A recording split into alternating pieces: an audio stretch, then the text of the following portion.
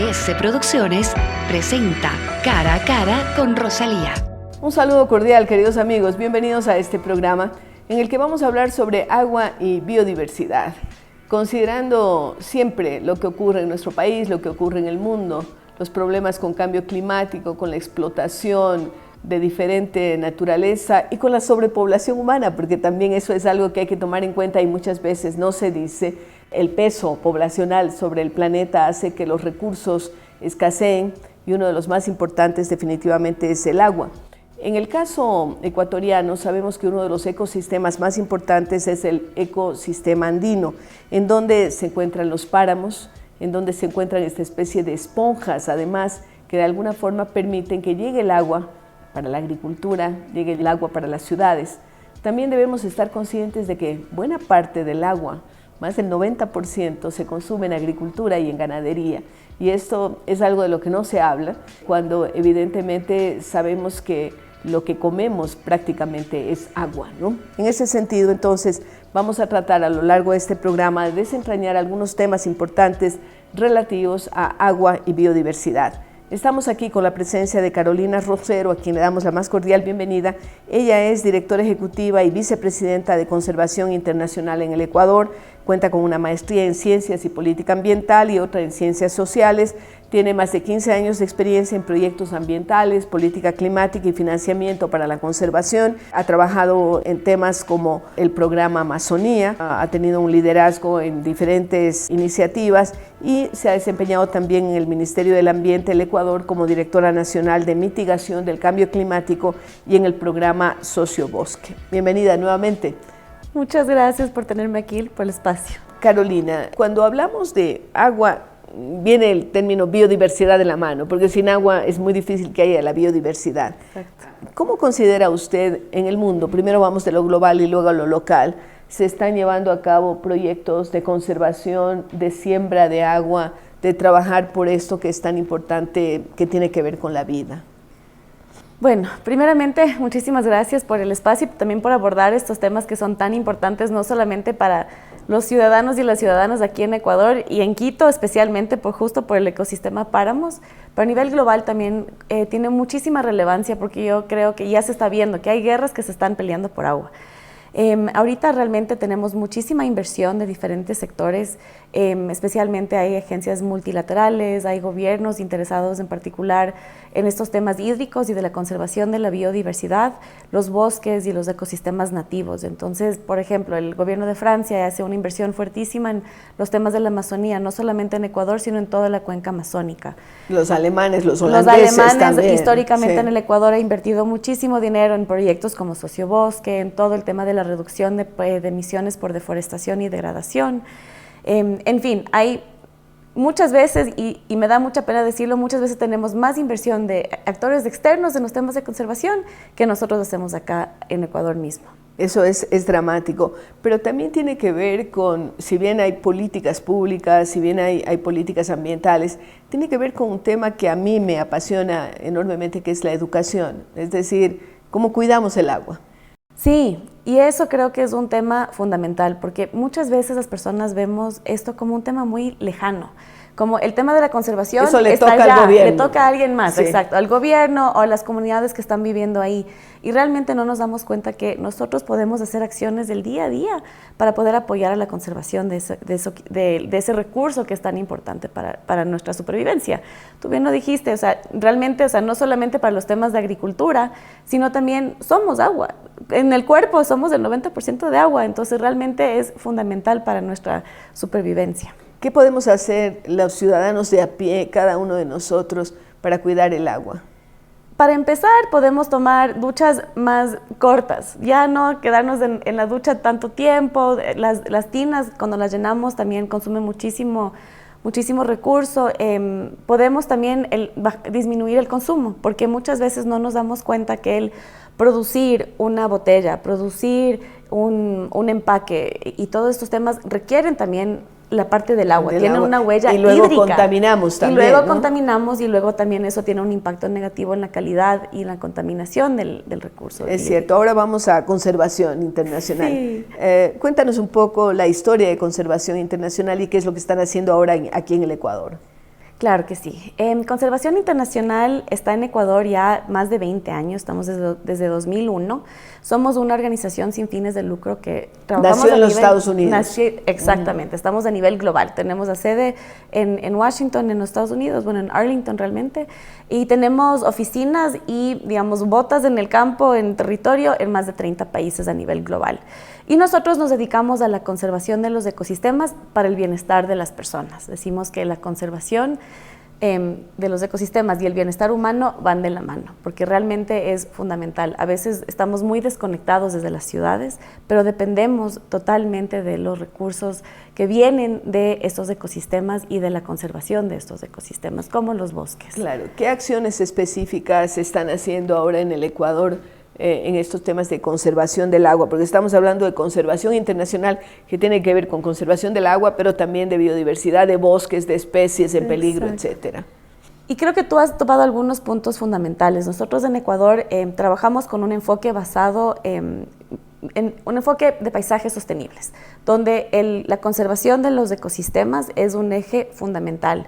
Buscamos conservar estos bosques que realmente son, y los páramos, por ejemplo, y los manglares en la costa y en Galápagos también. Buscamos conservar estos ecosistemas, ya sea a través de la conservación, la creación de nuevas áreas de conservación, áreas protegidas, trabajando con los gobiernos locales, la empresa privada también para crear estas nuevas áreas.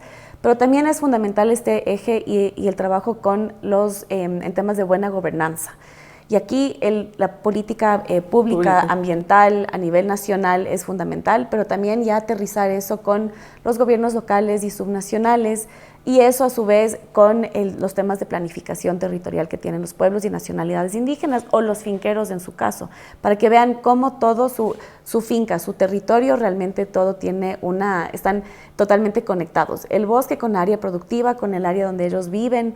Muchas veces las comunidades indígenas viven a lo largo de los ríos, y ellos usan ese recurso para poder cocinar, bañarse, disfrutar. Entonces los niños se meten a los ríos para bañarse, pero también es el elemento para el transporte fluvial también.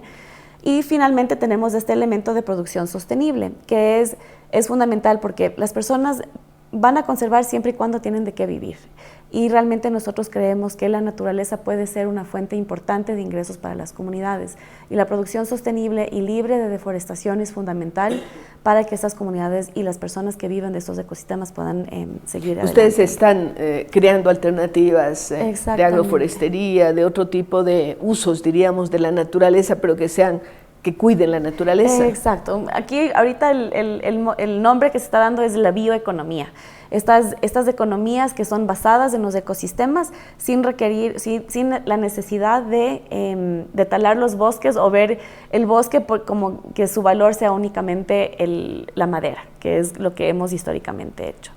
Entonces, y cómo todo esto realmente ata y está vinculado no solamente a la conservación de la biodiversidad, sino también la conservación del recurso hídrico. Por un lado, es fundamental saber que los páramos no solamente proveen recursos, o sea, el agua de las ciudades que nosotros consumimos al día a día o usamos en el día a día, sino también realmente hay una conectividad desde los páramos hacia la Amazonía, y desde los páramos hacia la costa. Lo andino amazónico es una realidad, ¿no? Y a veces nos hace falta ver esa conexión que tenemos, y si destruimos los páramos, obviamente la agricultura se va a afectar. Claro que Humboldt ya lo dijo hace más de 200 años y no le hicimos caso. Y no le hacemos caso, somos bien necios. Sí. Carolina, ¿qué acciones han hecho ustedes como conservación de las que se sienten orgullosos? ¿Qué hitos han generado a lo largo de estos años? Bueno, yo creo que a lo largo de estos más de 24 años de experiencia acá en Ecuador hemos tenido muchos hitos, digamos, los más recientes, digamos. Sí.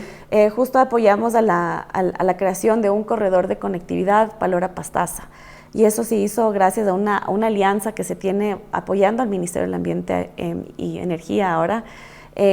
También es un corredor que busca conectar justo estas estribaciones de toda la parte andina que viene desde el Sangay y Yanganates en la parte occidental hacia territorios indígenas, especialmente los Achuar, justo conectando territorios quichua Estos y shuar. corredores sirven precisamente para preservar la biodiversidad, ¿no? Exactamente. Pajaritos, bueno, de todo, Exacto, ¿no? sí, los animales, o sea, realmente los animales necesitan movilizarse y cuando ya tenemos un ecosistema que ya no tiene bosque cerrado, entonces ya se ven estas islas. Entonces estos corredores de conectividad lo que buscan es justo hacer esa conectividad entre estas dos áreas de bosque remanentes que existen, que son importantísimos para la biodiversidad y que tienen que pasar por estas áreas que también tienen zonas urbanas, y ahí también la importancia de la planificación urbana y de saber que las ciudades también pueden tener biodiversidad y que es tan importante también. Entonces eso es como uno de los hitos más importantes que hemos tenido últimamente. Ahorita también estamos trabajando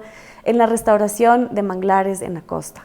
Y eso que son los que están más afectados, diríamos, ¿no? Y que protegen a las ciudades inclusive, porque la gente no entiende la relación entre manglares y que no les pase por ahí el huracán, o sea, tantas cosas, exacto, ¿no? Son unas barreras de las olas, sí. Evitan la erosión del suelo, entonces que las playas se vayan perdiendo, o sea, los manglares realmente son este ecosistema fundamental para poder justo hacer esas ¿Y en qué parte barreras. de la costa están trabajando en Ahorita temas de estamos manglares? en Guayas, en El Oro y en Esmeraldas, donde están básicamente los ecosistemas. Claro, y uno de los problemas serios fueron las camaroneras, ¿no? Porque se taló mucho manglar, pero ahora están entendiendo las camaroneras que también lo necesitan, que tienen colaboración de ellos. Exacto, y que también aportan, y justo estábamos, la semana pasada estuve en una visita en la zona del Oro, justo en la frontera con Guayaquil, con Perú, y ahí estábamos viendo un gran labor que está haciendo la Asociación 15 de Enero para restaurar esa zona con manglares, y no te puedes imaginar la cantidad de trabajo que están haciendo estas personas. Y es una asociación Es una asociación de concheros que están trabajando ahí desde hace mucho tiempo, y en estas épocas de veda, cuando ellos no tienen este recurso, no pueden aprovechar, digamos, del recurso de los manglares, ellos están haciendo estas actividades de restauración. Qué maravilla. En conjunto con varios otros aliados. Y cuando uno ve un desierto, ve el suelo que está partido porque ya no hay nada de agua, y las áreas donde ellos están haciendo estos canales ya están y sembrando algunos mangles, ya se está viendo cómo ese ecosistema, cómo esa tierra... Y la naturaleza es tan generosa. Es tan generosa, ya empieza a saturarse de agua, ya ves donde los cangrejos también ya están repoblando esas áreas, y donde el mismo mangle ya naturalmente se está restituyendo. Entonces, claro, y hemos visto milagros, ¿no? Los lobs en China, en donde no había nada de vegetación, y de pronto cuidaron, sembraron, regresó el agua, regresaron los pájaros, regresó toda la biodiversidad. Sí, y es de eso, justo es de esa capacidad de la naturaleza que tiene de regenerarse, y cuando le damos esa oportunidad y cuando no hacemos esta sobreexplotación. ¿Cuánta gente trabaja en conservación, en todos los proyectos que tienen? Estamos ahorita ya casi a los 90 personas, entre las diferentes regiones, en la Amazonía, la Sierra, la Costa y Galápagos. Y tienen también proyectos en cada una de estas zonas. Tenemos ahí proyectos. ¿En Galápagos también trabajan manglares o están con otros proyectos? En Galápagos justo estamos trabajando fuertemente en todo el tema de la producción sostenible. Trabajamos con productores que están justo viviendo en las zonas y produciendo en las áreas aledañas al área protegida, y ellos ayudan a hacer control de especies invasoras, por ejemplo. Entonces, porque ese ha sido uno de los grandes problemas allá. Exactamente, la mora, que a veces tanto nos encanta, ya es una especie invasora, claro, y no permite... Aparte de perros, gatos... además de todos chivos, esos animales, chivos que también históricamente sabemos, pero sí, realmente tenemos un equipo increíble que está muy comprometido, tiene una pasión por el trabajo que hacemos, porque también me incluyo dentro de eso. ¿Hay esperanzas entonces? Totalmente, siempre hay que tener esperanza y siempre optimistas sobre esto. Excelente, bien, pues Carolina, muchas gracias por haber estado con nosotros, contándonos lo que hace conservación y también sus percepciones personales sobre este mundo maravilloso del agua y de la biodiversidad. Gracias a Carolina Rosero, vicepresidenta y directora ejecutiva de Conservación Internacional Ecuador.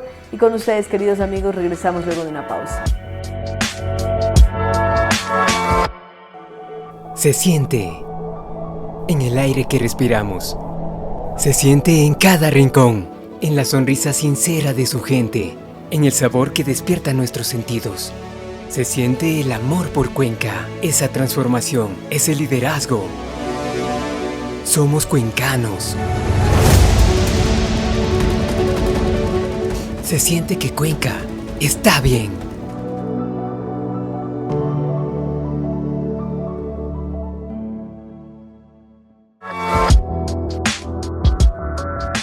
Gracias por continuar con nosotros en este programa que lo hemos dedicado a agua y biodiversidad.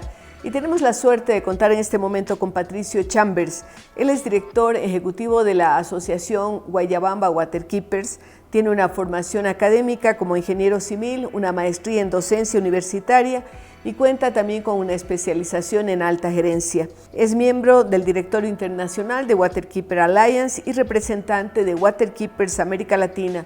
También es profesor universitario, director de Nueva Acrópolis, sede en Cumbayá, instructor de filosofía de la Corporación Nueva Acrópolis por más de 35 años, especialista en filosofías de Oriente y Occidente.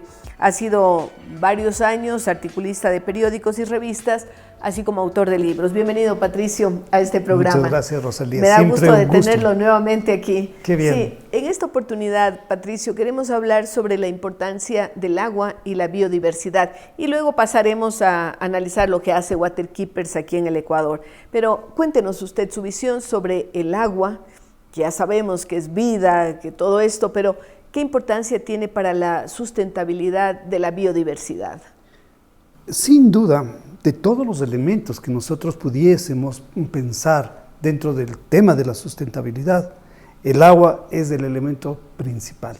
Y voy a decir por qué es el elemento principal. Pues es a través del agua como la vida misma fluye. Es a través del agua como esos árboles, esa vegetación crece y nosotros como seres humanos también subsistimos. El no cuidar el agua hace también que dejemos de cuidar a nosotros mismos y dejemos de cuidar a esa naturaleza que vive del agua. El agua hace que el planeta se mantenga en armonía y equilibrio. Si tenemos excesos de agua, genera, digamos, problemas muy serios a la sociedad humana. Cuando tenemos, en cambio, escasez, vuelven a entrar. De ahí que es importante el equilibrio. El equilibrio. ¿Ya? Y el agua, en este sentido, digamos, es, como se suele decir, efectivamente, el elemento vital. Ahora, este equilibrio se ha roto. Indudablemente estamos asistiendo ahora que con temas como cambio climático se prolongan los periodos de sequía, hay inundaciones cuando no deberían existir. Ahora mismo estábamos viendo que en India el monzón no ha llegado como debería y por lo tanto empiezan a tener problemas de alimentos, ¿no? Pero también aquí en el Ecuador lo hemos visto y usted que está al frente de una iniciativa de cuidado del agua lo sabe perfectamente. Definitivamente, digamos, este equilibrio al que estábamos haciendo referencia se ha roto. Ahora, se ha roto por realidades que van más allá de, diríamos así, de las manos humanas. De hecho, el mismo planeta ha entrado en un proceso que le es propio y le es natural. El punto no es tanto que ese planeta haya entrado en ese proceso, cuando nosotros como humanidad, como sociedad humana, cómo lo hemos asumido. Y dado que nuestra sociedad en general tiene puestas las espaldas hacia temas como el cambio climático, hacia temas como el medio ambiente y el cuidado mismo de las fuentes de agua, hace que esas acciones terminen siendo ni más ni menos desastrosas para nuestras propias sociedades. Entonces es necesario volver nuestra mirada hacia la naturaleza, volver nuestra mirada hacia ese equilibrio y tratar, dentro de lo que podemos hacer, que no es poco, sino mucho, hacer lo que nos corresponde hacer, porque dentro de esta biodiversidad está el ser humano y tiene un rol, una función que cumplir, una responsabilidad para sí mismo y para todos los diferentes reinos de la naturaleza, pues ese ser consciente que es este ser humano le corresponde precisamente, digamos, asumir esa responsabilidad y tomar todas las acciones y medidas del caso. Eso es lo que precisamente ha hecho usted. Cuéntenos un poquito sobre el proyecto de Guayabamba Waterkeeper. Usted se ha centrado y su grupo a trabajar en esa cuenca hidrográfica. Bueno, sí. La verdad es que Guayabamba Waterkeeper es una filial de Waterkeeper Alliance. Y venimos trabajando ya en el Guayabamba desde el 2010 y lo hemos venido haciendo con convicción. en una serie de acciones. En un primer momento, mi padre, que estuvo a cargo de la organización, pues trabajó en los páramos y en buena hora. Lo conocí mucho, ayudando a proteger la cuenca del Pita, sembrando árboles, que es sembrar agua, ¿no? Sí. Que fueron acciones maravillosas y muy importantes. Pero con el paso del tiempo nos dimos cuenta de que el problema mayor está en la ciudad. El problema mayor está en estos casi 3 millones de habitantes que es la ciudad de Quito, que está echando permanentemente basura, residuos a los ríos. A los ríos, de un agua no tratada. Lamentablemente, digamos, eso es lo que está ocurriendo con Quito. A diferencia de ciudades como Cuenca, que en cambio sí lo hace.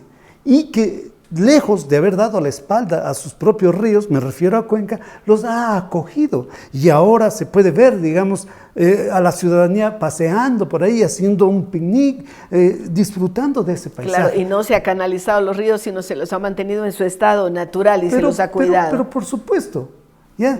Y esto que no ha ocurrido en Quito, entonces ha causado un enorme problema. Y ahora estamos pagando la cuenta, ¿no? Definitivamente, claro. Definitivamente. Por eso es que decidimos movernos de allá, de estas acciones del páramo, hacia acciones mucho más cercanas y en los últimos años nos hemos concentrado muchísimo en temas del San Pedro y ahora también ya hemos empezado a trabajar con el propio Machángara, que lamentablemente está embaulado, pero bueno, vamos a hacer. Sí, pero evitar que siga contaminándose y que sea una fuente además de infección, de enfermedades, aparte de que está afectando el cauce del agua mismo. Totalmente. El tema suele ser bastante complejo porque mire que a los ríos está llegando todo tipo de basura. Decía que Quito no procesa, literal, no procesa, no hace un tratamiento de sus aguas. Apenas un 3% por ahí. Hay una planta de tratamiento en el sur que no alcanza sino a ese 3%, el 97% de nuestra basura, de nuestra ropa, de cada cosa que utilizamos, va al río, ¿ya? Y va a cualquiera de los 3 ríos, al Monjas acá por el lado de Pomasqui, ¿ya? El Machángara que cruza Quito y el San Pedro que va por el lado del Valle de Tubaco, Cubayán. Entonces, lamentablemente esos 3 ríos se han convertido en cloacas de la propia ciudad. Pero esto tiene que cambiar. Ahora, ¿por dónde empezamos a cambiar? Esa es la pregunta. Hay que trabajar en educación, pero ustedes también lo hacen mucho en Mingas, ¿no? Porque que también quieren visibilizar lo que está ocurriendo. Ciertamente que el mecanismo que nosotros hemos utilizado como instrumento para este trabajo son las mingas. Pero fíjese que las mingas, más allá de pensar que con las mingas vamos a poder limpiar los ríos, que algo se hace, pero con mingas no se soluciona el problema. Pero sí hay algo que hacen las mingas y es generar conciencia ciudadana, porque no es lo mismo decir que debemos cuidar y proteger la naturaleza y los ríos a tener que entrar en el San Pedro o en el Machángara con guantes y botas, porque están completamente contaminados y eso hace, digamos, que termine enfermando a la propia gente. Entonces, cuando uno se percata de esto y ve que en las mingas saca zapatos, mangueras, cables, juguetes, mucha ropa que es muy contaminante, ¿no? Nos ha sorprendido el porcentaje de ropa, porque vamos también, gracias a colaboraciones de las instituciones universitarias y sus institutos de investigación, vamos también midiendo, cada minga vamos pesando.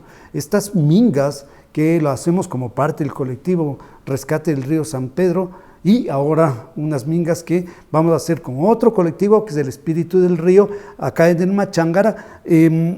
Son masivas, digo yo, somos 100 personas al menos que estamos trabajando ese día y haciendo todo este trabajo.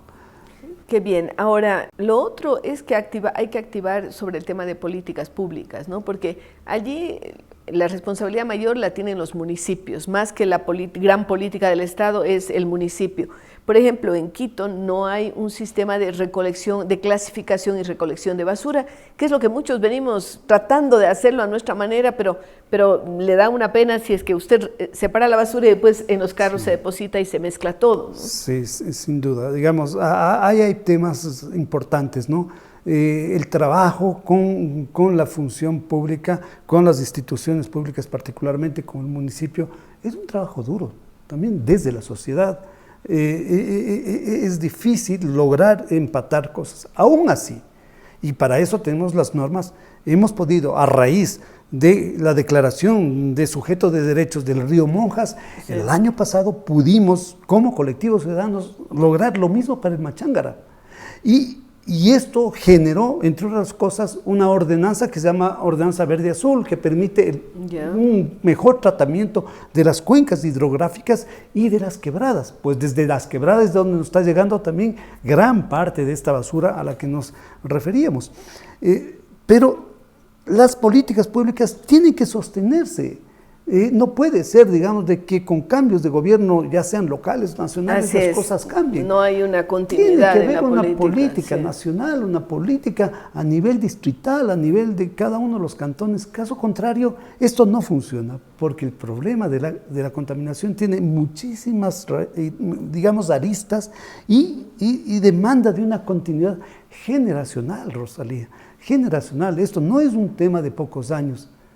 ¿Ya? Mi padre hace muchos años me comentó cuando hacíamos unas mingas ahí en el Machángara, que él se bañaba en el Machángara. Y para mí esto es algo ahora imposible inaudito, de pensar, claro. Imposible. Esta semana iba con mi nieto al San Pedro y yo dije, no, él puede volverse a bañar. Yo no me voy a bañar, ya no me puede bañar, ya no hay tiempo. Pero tal vez las nuevas generaciones sí, y hay que luchar por eso. Qué importante es, Patricio, además ese entusiasmo que usted pone. Pero quería referirme ya en un último minutito que tenemos a su reciente nombramiento como miembro de la Junta Directiva de Waterkeepers a nivel global. Es un gran honor para el Ecuador. Muchas gracias. La verdad es que lo tomo con compromiso, con mucha humildad, porque esta iniciativa de hacer las mingas se proyectó hacia América Latina y en el último año pudimos hacer ya una minga internacional por el Día del Agua a nivel internacional, a nivel global, en donde los Waterkeepers del mundo entero, esta organización está en 300 cuerpos de agua, digamos, en todos los continentes, y la verdad es que es una organización muy sólida, potente, y sí, felizmente, digamos, hemos podido contribuir en forma, digo yo, positiva. Es desde el mes de julio de este año que he podido ser miembro del directorio internacional, y carambas, desde ahí volveremos a trabajar en eso mismo y sí, lograr que aquello que hicimos con América Latina lo podamos hacer a nivel internacional. Se está preparando un gran evento para el próximo año. Esto es fantástico, sí, porque el próximo año, justamente en el mes de septiembre, tendremos la presencia de todos los Waterkeepers a nivel del mundo en una convención, que es nuestra convención bianual, y que vendrán a conocer Ecuador, vendrán a saber qué es lo que hace esta gente acá en este pequeño país, pero que tiene una constitución en favor de la naturaleza y tiene muchos colectivos ciudadanos y personajes de gran valía trabajando por un tema tan importante. Muchos éxitos y felicitaciones, Patricio. Muchas gracias. Queridos amigos, volvemos luego de una pausa.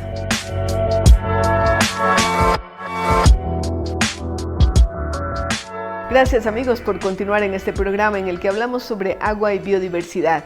Y por supuesto, tenemos la suerte de conversar con Bert de Bievre. Él es el secretario técnico del Fondo para la Protección del Agua para Quito, FONAC, que es una organización que tiene ya algunas décadas de vida y que viene trabajando en la protección del agua. Tiene Bert un PhD en Ciencias Aplicativas, magíster en Ingeniería de Recursos Hídricos y es ingeniero civil. Tiene más de 30 años de experiencia en los Andes tropicales. Ha trabajado por 10 años liderando proyectos en Venezuela, Colombia, Ecuador y Perú, enfocados en ecosistemas andinos como el páramo, manejo de cuencas hidrológicas en cuencas andinas. Se ha desempeñado en la academia también y ha contribuido a establecer grupos de investigación en manejo de agua y suelo en hidrología andina. Bienvenido a este programa. Yo dije que FONAC se preocupa del agua, pero usted explíquenos realmente qué hace FONAC. Muchas gracias por la invitación. El FONAC se encarga de una parte de lo que es la gestión integral de los recursos hídricos, ¿no? Todo empieza con la fuente de agua y ahí es donde está nuestro trabajo, ¿no? En en las zonas altas, en el caso de los Andes, ¿no? Los ecosistemas, la parte natural, todo lo que sea desde nuestras captaciones, desde nuestra infraestructura para captar y distribuir agua, sea para consumo doméstico, sea para riego, sea para energía, de ahí para arriba, en la parte natural. De ahí estamos poniendo toda la atención, porque si esa naturaleza no funciona adecuadamente, no hay obra que reciba agua. Y ese es el gran problema, porque cuando uno mira, cuando yo vine a vivir a Quito hace 30 años, yo iba por la Avenida Occidental y veía siempre todos los nevados, ¿no? Ahora solo cuando hace mucho frío veo los picos de las montañas y algunos glaciares se han extinguido y allí hay un gran problema para la provisión del agua. Sí, hay obviamente cambios globales y locales por el cambio climático y el calentamiento sobre todo, ¿no? Pero dentro de estas zonas altas no solamente tenemos a los glaciares, ¿no? Para los una humedales, ciudad como Quito, claro. sobre todo es los humedales y el ecosistema páramo, ¿no? Que Yeah. en buena medida es humedal, ¿no? Y eso en todos los países andinos y en los tropicales, un poco más al sur quizás haya un poquito más de peso, entre comillas, para la parte glaciar, entonces ahí pueden estar un poco más preocupados quizás por el calentamiento, ¿no? Pero también aquí el peso de lo glaciar nunca fue tanto en realidad, ¿no? Más El es humedal. ecosistema es obviamente icónico, como usted lo ha visto desde, Claro. sale la foto y es el excelente indicador, ¿no? de que algo está pasando, porque no significa que, por ejemplo, en el páramo no está pasando nada, pero es mucho más difícil de visualizar. de visualizar, sí. ¿Y qué me dice usted de la salud de los humedales que le dan agua a Quito? Ahí tenemos que hablar del hombre, ¿no? Porque si el tema del calentamiento global es un asunto global, ¿no? Podemos todavía quizás echar la culpa a otros países del norte, qué sé yo. El asunto de deterioro de los humedales definitivamente más es un culpa tema nuestra, local, o sea, los ecuatorianos de mismos, los ¿no? actores que, bueno, múltiples actores que tenemos necesidades de usar territorios para diferentes propósitos, no solamente va a ser una fuente de agua, ¿no? Pero cada vez más creo que tenemos una conciencia, ¿no? De que dentro del ordenamiento territorial que tiene que haber zonas que definitivamente son fuentes de agua, ¿no? Y quizás no mucho más que eso, ¿no? Es así que tenemos ya, como FONAC, manejamos varias áreas de conservación hídrica, son como por reservas ejemplo hídricas en Antisana, Ya. ¿no? En el Alto Pita, que llamamos, en la cuenca alta del río Pita, por el Cotopaxi, ¿no? Y también ahora, más recientemente, en la cordillera occidental, en el Pichincha, en el Atacazo, ¿no? Atacazo, una fuente de agua también histórica, muy importante para Quito y que está bajo una presión enorme, una presión nueva, porque quizás conocemos más que los páramos son afectados por la ganadería, por el avance de la frontera agrícola, que históricamente son las presiones que ha habido, pero el caso de Atacazo es ya la propia ciudad, ¿no? Es la urbanización en zonas más altas. Yeah.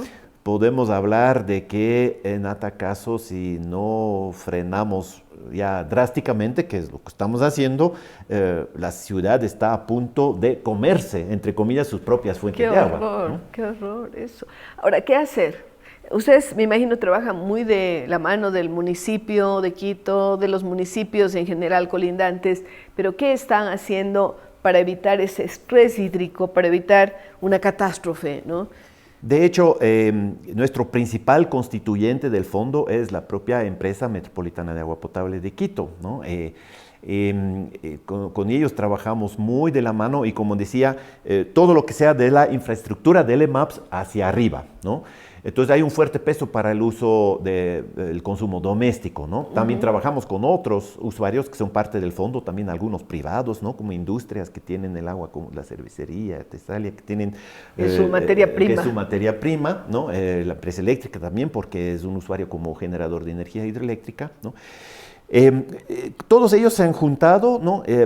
Para a través del FONAC implementar un portafolio de distintas intervenciones en los territorios fuentes de agua. Ya mencionaba a las áreas de conservación hídrica, que son como las zonas de conservación estricta, ¿no? Donde podemos donde ya no hace falta, digamos, porque somos propietarios o porque la propia IMAP se nos ¿Qué cantidad de hectáreas, por ejemplo? Estamos hablando de 21.000 hectáreas bajo esa figura. Ya. Que es importante, pero sí, no es para nada todo. Y por supuesto, la mayor parte del territorio siempre va a estar bajo propiedad privada y comunidades, ¿no? Comunidades en las zonas altas. Tenemos una tenencia de la tierra alrededor de Quito mixto en ese sentido. Hay propiedad comunitaria ancestral y hay propiedad privada grande y pequeña, ¿no? Con todos ellos trabajamos en acuerdos de conservación, ¿no? Son acuerdos voluntarios, ¿no? Buscamos estos acuerdos de ganar-ganar, ¿no? Que gane la fuente de agua porque estamos disminuyendo presiones que afecten la calidad y la cantidad del agua.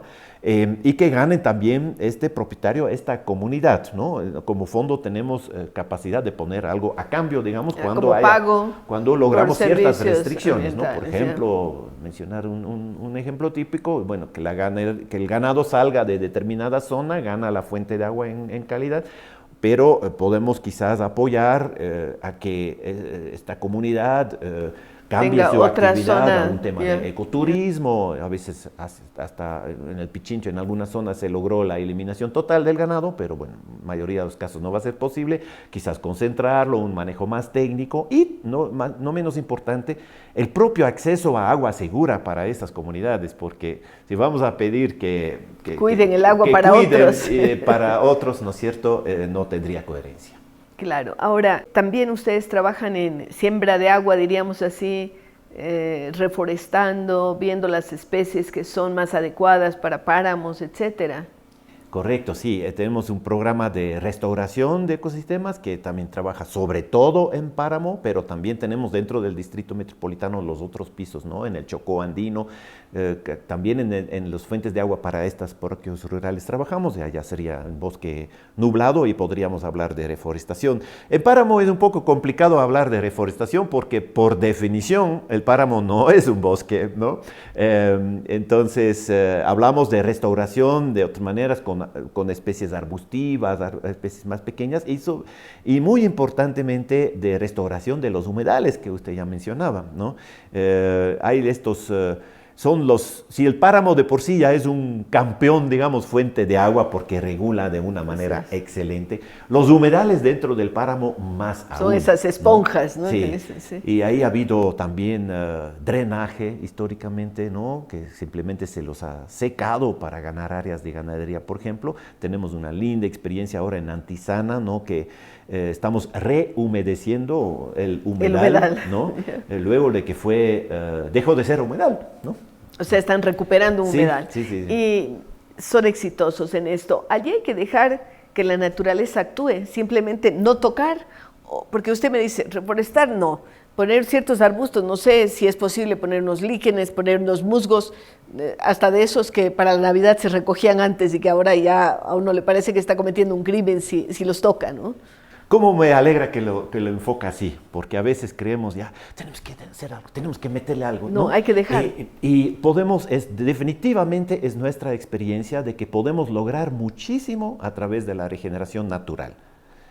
Hablamos de restauración pasiva, regeneración natural. La naturaleza es riquísima y generosa. Y nos sorprende, ¿Ya? ¿no? Yo mismo hago un mea culpa si quiere, cuando estaba en la academia decíamos, bueno, hay cosas que son irreversibles en los páramos, y ciertamente el páramo es muy frágil, ¿no? Sí. Ciertamente, pero la naturaleza nos sorprende con su capacidad de recuperación también, siempre y cuando logremos realmente controlar las presiones y las amenazas sobre esto. Antisana es el mejor ejemplo, ¿no?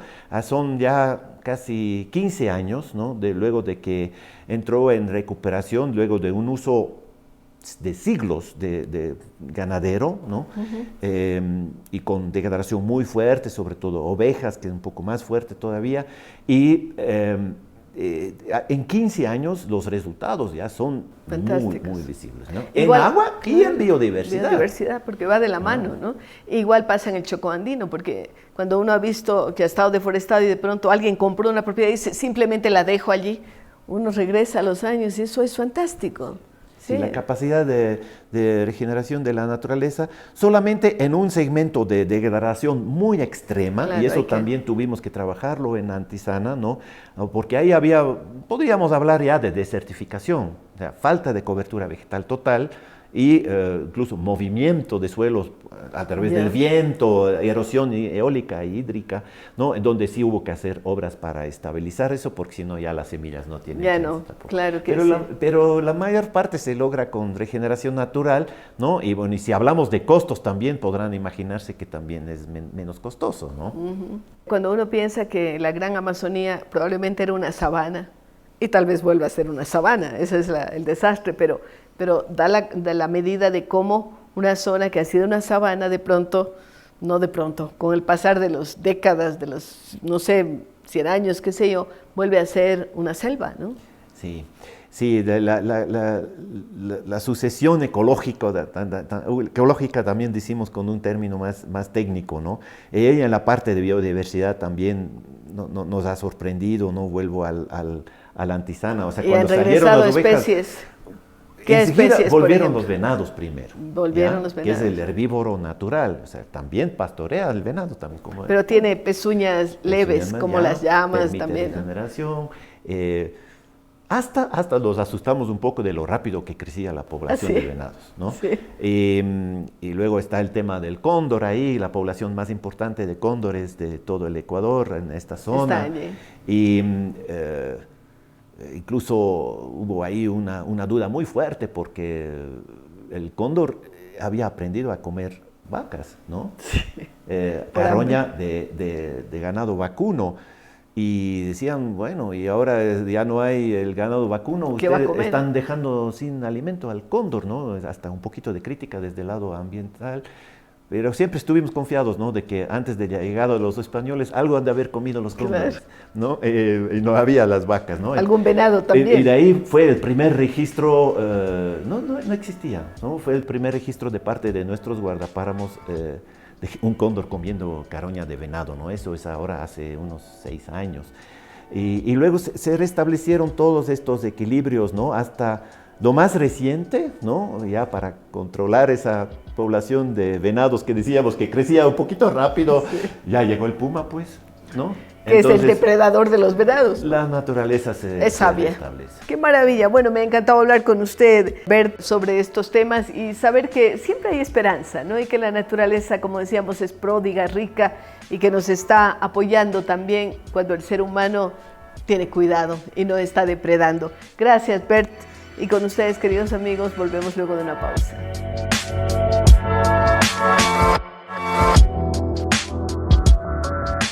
Interesantes conceptos los que hemos tenido el día de hoy en este programa sobre agua y biodiversidad. Y veremos también algo interesante en nuestro segmento cultural.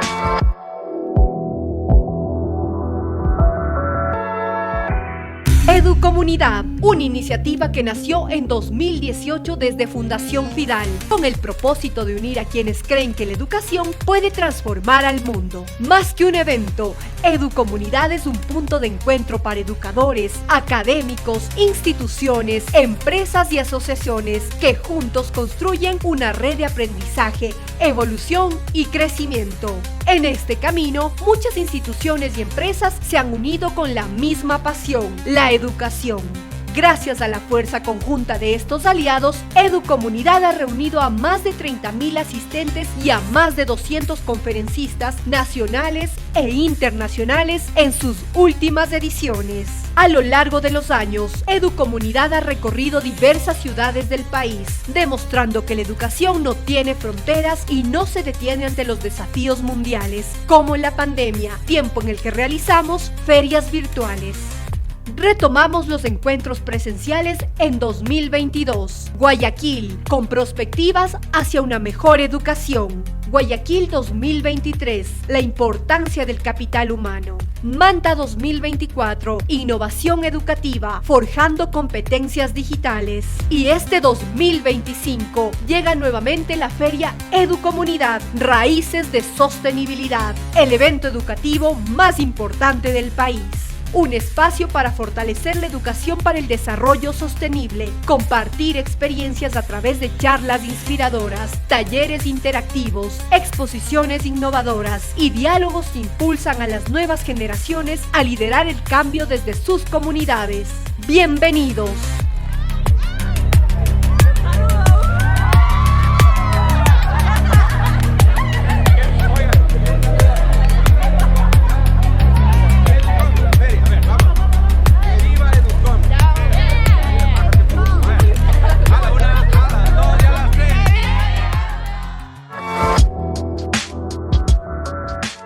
¿En qué pasa con? Veremos algunos temas abordados por el Foro de Exministros de Educación recientemente llevado a cabo en la capital de la República.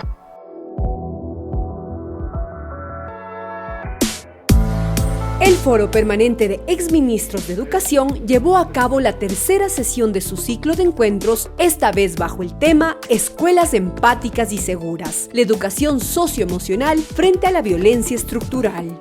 En el evento participaron representantes del Ministerio de Educación, UNESCO, los exministros Rosalía Arteaga, María Brown, Fausto Segovia Baus, Montserrat Kramer y Daniel Calderón, entre otros expertos y docentes. Un conocernos también más los exministros de Educación en nuestras diferencias, pero al mismo tiempo en qué podemos hacer en conjunto por la educación de nuestro país. Eso es lo que nos une y por eso agradecemos tanto la presencia de quienes nos acompañan el día de hoy y la posibilidad de externalizar también este diálogo a la sociedad.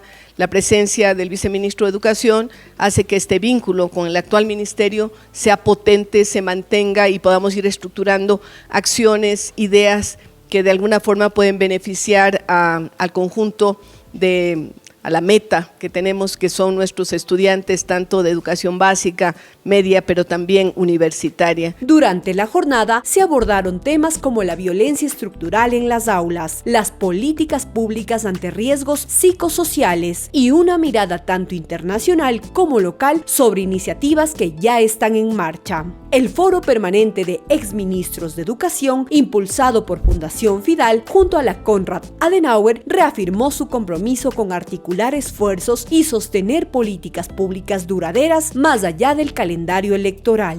En este encuentro se reafirmó el compromiso de continuar trabajando con decisión y colaboración para que cada escuela en el país sea un lugar de acogida, aprendizaje integral y esperanza para las nuevas generaciones.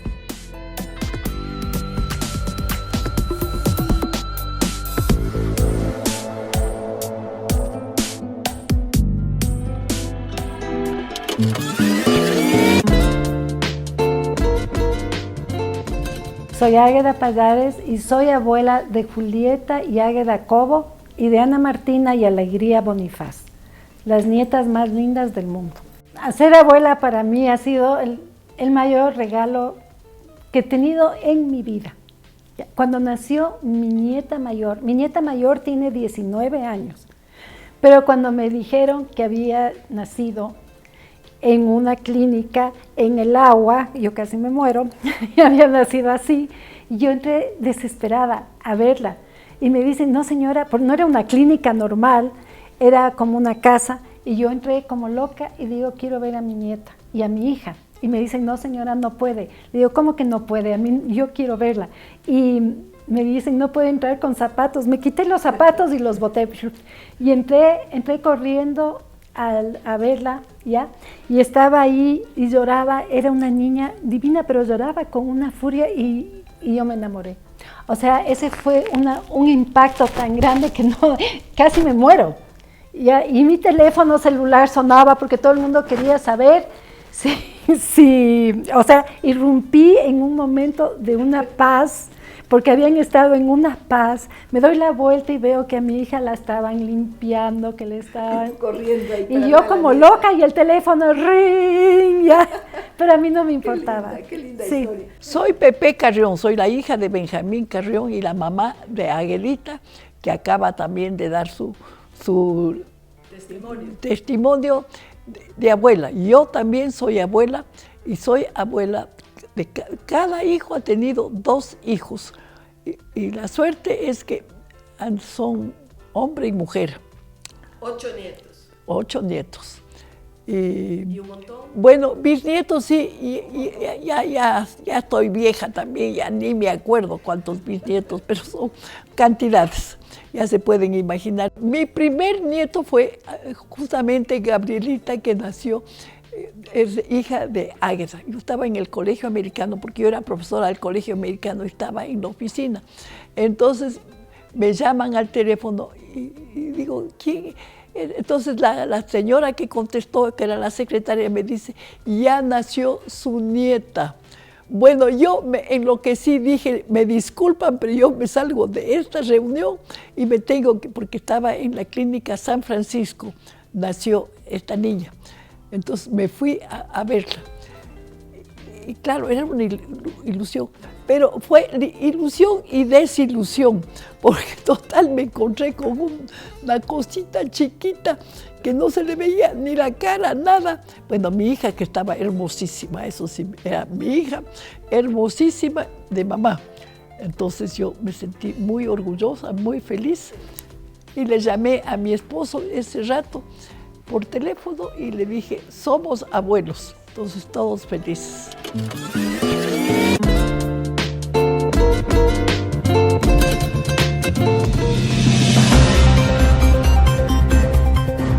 El día de hoy queremos llegar con un editorial que lo hemos titulado Mujer Latinoamericana Global. Como latinoamericana que soy, convencida de la riqueza de nuestra cultura, con sus diferentes raíces y vertientes, me emociona contemplar cómo cada vez más y en diversas latitudes aparece el icónico rostro de Frida Kahlo, reflejado en una diversidad de elementos, desde chales y cuadros, imágenes en lugares hasta inverosímiles, con las características cejas pronunciadas, las trenzas, los tocados de flores, mirándonos desde cualquier lugar, sean las tiendecitas y perchas de Dubrovnik en Croacia, una infinidad de calles y plazas europeas, pero también asiáticas y por supuesto latinoamericanas.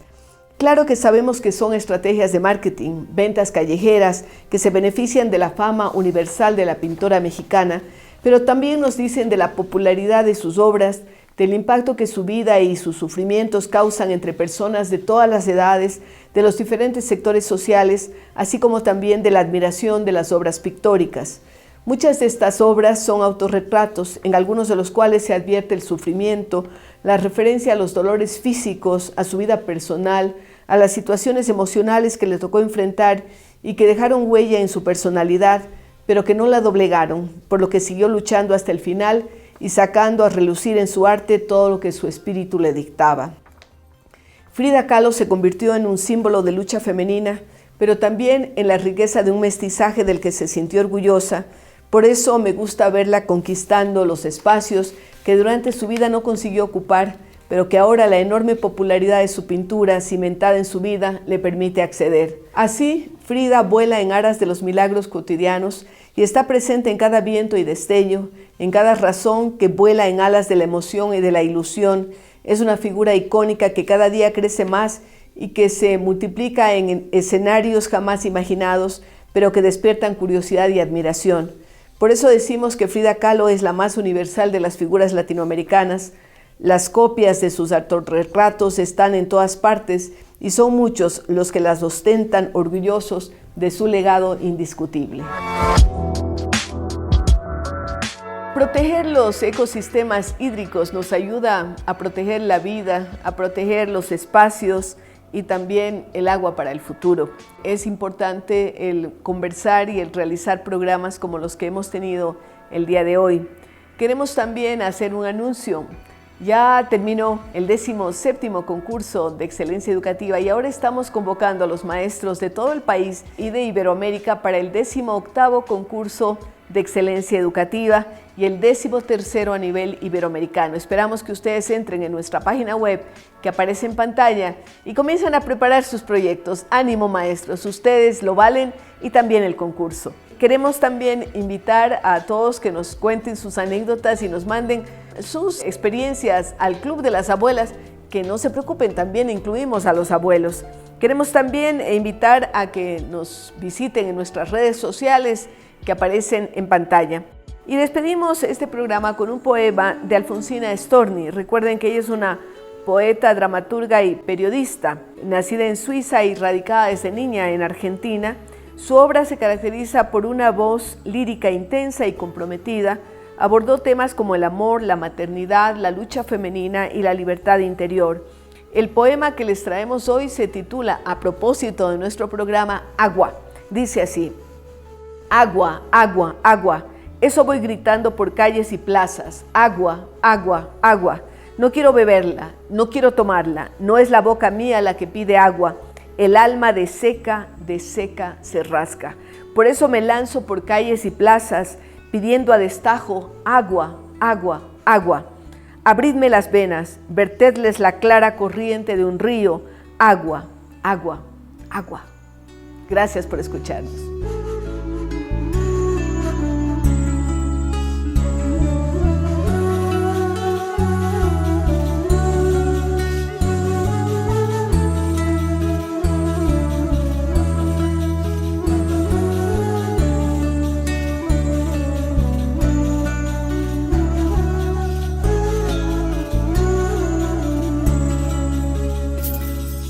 AS Producciones presentó Cara a Cara con Rosalía.